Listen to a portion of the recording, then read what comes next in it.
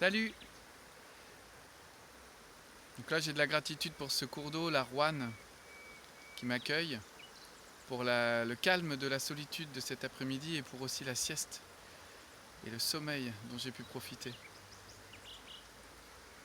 Et là j'avais envie de vous partager une réflexion qui a émergé hier pendant une discussion avec des amis. On parlait de notre capacité à anticiper les choses, notre vigilance, et du coup ça nous a connectés aussi à nos peurs. Et ouais, c'était intéressant là, surtout dans le climat actuel, d'évoquer des scénarios. Qu'est-ce que je ferais s'il y avait ça? Comment je réagirais s'il y avait ci? Et ça m'a reconnecté à un souvenir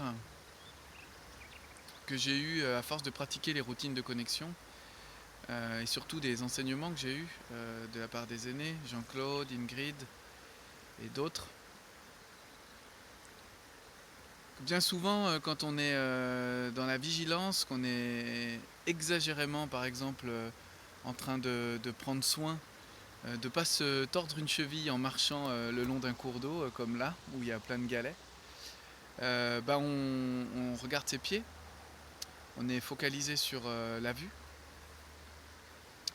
Et en fait, en étant dans cette extrême vigilance qui est monosensorielle, on ne regarde pas autour de soi, on ne contemple pas, on ne voit pas d'autres potentiels dangers arriver. On a moins conscience peut-être de la globalité des choses.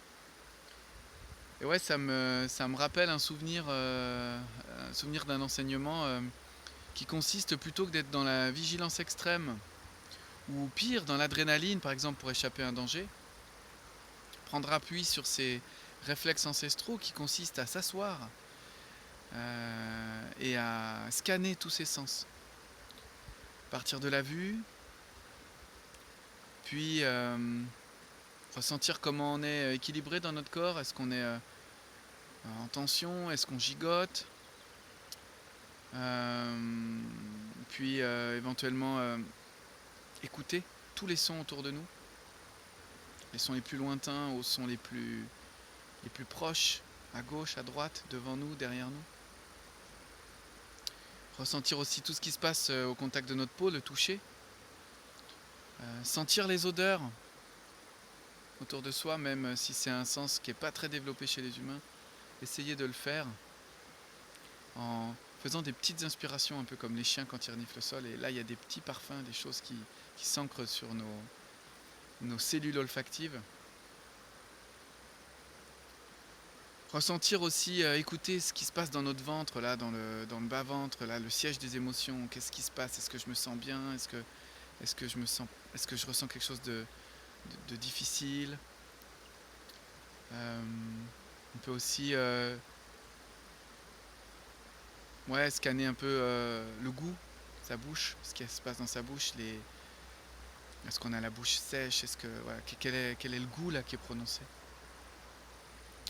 Puis enfin, éventuellement essayer de se connecter à tous les sens en même temps pour activer ce qu'on a coutume d'appeler, nous, l'intuition, qui serait l'accumulation instantanée de tous les sens réunis. Une fois qu'on a fait ce scan là et qu'on a pris du temps pour ça, déjà tout de suite le battement du cœur le rythme cardiaque est descendu et on apprécie mieux la situation. On l'apprécie au travers de toutes ces connexions sensorielles. Et ensuite là, on peut essayer éventuellement de décider quelque chose. Voilà, je voulais vous livrer ça parce que moi j'ai tendance plutôt à être très focus, à être très vigilant, la vigilance du chevreuil. Et quand je suis un peu trop là-dedans, eh bien ça me fait du bien de me poser et de scanner tous les sens, même ceux avec lesquels je suis le moins aguerri. Et vous, au fait, c'est quoi votre sens le plus activé quand il y a un problème, ou le plus activé en vous facilement? Merci pour vos commentaires et à bientôt.